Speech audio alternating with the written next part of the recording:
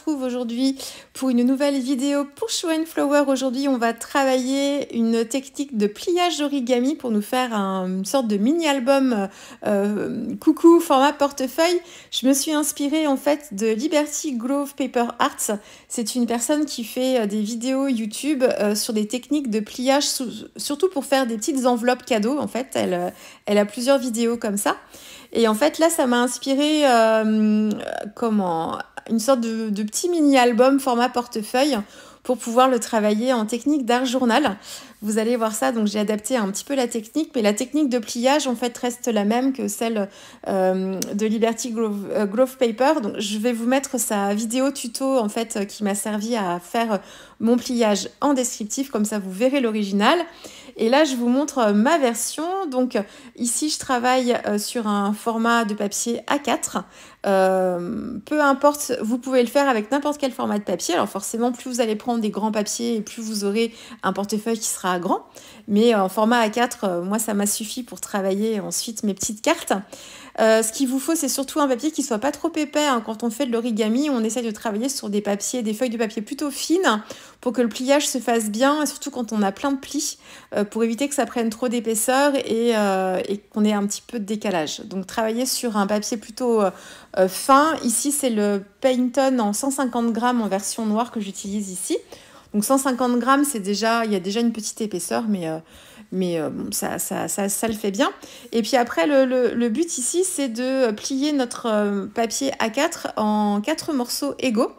Donc pour ça, on va le plier d'abord en 2.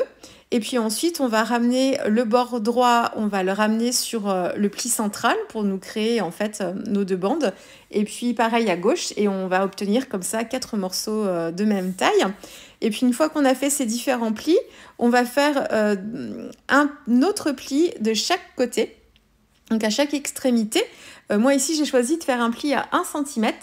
Ça n'a pas trop d'importance, enfin la taille n'a pas trop d'importance, un peu quand même, mais en fait ça c'est ce qui va vous donner la taille de votre petit portefeuille, en fait du rabat de votre portefeuille. Donc plus vous faites un rabat qui va être grand et plus vous aurez après un rabat de portefeuille qui sera court. Et inversement, si vous choisissez de faire un pli plus petit. Peu importe. Moi, j'ai fait 1 cm ici. Vous comprendrez mieux à la fin, quand vous verrez tout fini, à quoi ça sert ce petit pli ici. Là, à cette étape, il faut en faire un, mais il n'a pas trop d'importance. 1 cm, c'est très bien. Si vous travaillez sur un format A4 comme moi, ça suffit. Et ensuite, une fois qu'on a fait ça, donc on a bien replié de chaque côté, et on va rabattre les coins. Donc là, on rabat chacun des coins sur le premier pli, et puis on le fait comme ça pour les 4 coins. Je vous conseille d'utiliser un petit plioir quand vous faites ça. Alors, même si on a l'impression que quand on fait avec le doigt, avec l'ongle, on a l'impression en fait que le pli se fait bien. Alors, il se fait bien. Par contre, il est encore un petit peu plus fort et un petit peu plus précis si on utilise un plioir. Donc, je vous conseille. Et une fois que vous avez fait ça, vous allez rabattre en fait chaque extrémité. Et puis, ça va vous donner quelque chose comme ça. Et ensuite, vous choisissez le bord droit ou le bord gauche, peu importe. Ça déterminera le haut de votre petit portefeuille. Et vous allez faire un pli. Alors ici, on peut faire un pli de 1 cm, mais moi je trouve que c'est un petit peu juste, puisque ce pli-là, il a de l'importance parce qu'il va nous permettre de coincer ensuite le coin de notre portefeuille pour qu'il reste bien fermé. Donc moi, j'ai fait 1,5 cm ici.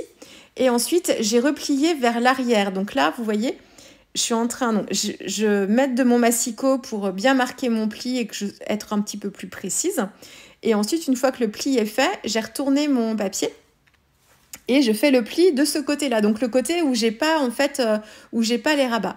Et une fois que j'ai fait ça, donc je replie mon 1,5 cm sur ce côté-là. Et ensuite, je prends le bas de mon papier et en fait, je le remonte jusqu'en haut, bord à bord, pour me créer mon petit portefeuille à ce moment-là. Je marque bien les plis de chaque côté, en haut, en bas, sur les côtés. Et ensuite, c'est là où la petite astuce, c'est que je mette des coins qui ont été formés par le pli de 1,5 cm et je rentre chacun des 2 coins, en fait, dans ces petits encoches-là. Et c'est ce qui va nous permettre de garder notre portefeuille fermé. Et puis, une fois qu'on a fait ça, On replie une nouvelle fois en deux. Alors moi je choisis plutôt de replier, de laisser les coins là où on insère en fait les coins du papier pour que ça reste bien fermé. Moi je laisse cette partie-là à l'intérieur et je me crée mon petit portefeuille comme ça en repliant en fait sur les coins qui ont été formés. Et puis voilà, et on remarque encore bien avec le plioir, pardon. Et puis ça nous fait une petite pochette comme ça, donc ça fait un petit peu comme un mini-album. Et alors le truc, c'est que vous avez donc quatre espaces pour y insérer en fait des petites cartes. Et puis vous avez un système de portefeuille, de petits soufflets de chaque côté. Vous pouvez mettre aussi des choses à l'intérieur. Et puis il y a un petit soufflet aussi sur le haut, au milieu, dans lequel on peut aussi mettre des choses. Alors moi je vais travailler avec je vais faire mes petits doudous en fait sur des cartes sur papier aquarelle 300 grammes. Donc, je vais prendre pas mal d'épaisseur, en fait, dans mon petit portefeuille. Donc, si en plus, je remets des cartes de 300 grammes dans les petits soufflets de chaque côté et en plus au milieu, là, ça va être un petit peu compliqué. Mais on peut rajouter quand même des choses avec un papier un peu plus fin. Je l'ai fait sur la version noire. Je vais vous montrer un petit peu comment je scrape tout ça, parce que le but, c'est aussi d'appliquer notre savoir-faire de scrapeuse et dans l'art journal aussi pour adapter des techniques de pliage plus classiques d'origami. Donc là, je vais embellir la version noire avec, vous allez voir, de la Versamark, vous la voyez sortie, en ton sur ton, vous allez voir ça. Et autrement, j'ai fait une autre version, c'est de mon prototype d'ailleurs, que j'ai réalisé dans l'un des papiers junk en fait de la collection Soleil Levant. Alors les papiers junk qui sont d'autant plus sympas à utiliser, c'est qu'ils sont assez fins. Et du coup, pour tous les systèmes de pliage, ils sont super pratiques parce qu'ils se rapprochent vraiment d'une feuille de papier origami. Et donc, c'est ma première version, elle a été faite dans ce papier-là, donc le papier junk de la collection Soleil Levant. Et ensuite, la seule différence, c'est que les papiers junk, en fait, ils ne sont pas recto verso. Donc, j'ai une face imprimée et puis le verso est blanc. Donc, quand on travaille ce genre de petit système, en fait, on va voir la partie du papier imprimé en fait sur le devant du petit feuillet, du petit portefeuille. Et puis, dans le fond, on va voir le blanc du papier. Alors, c'est pas forcément laid, hein, mais quand on insère les cartes après à l'intérieur, on voit plus rien. Mais quand on les enlève, du coup, on a le blanc du papier.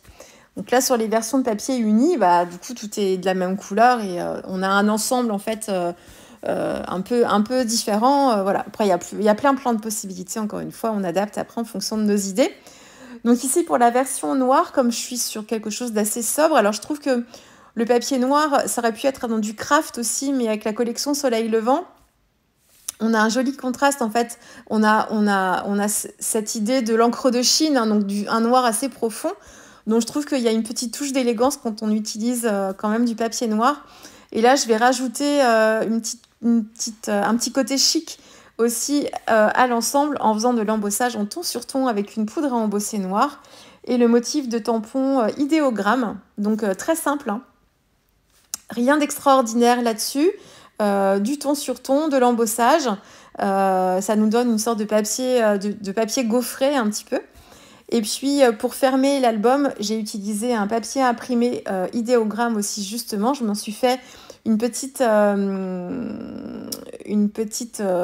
bandelette pour pouvoir un petit bandeau et puis j'ai glissé un embellissement aussi juste derrière pour agrémenter un petit peu la couverture.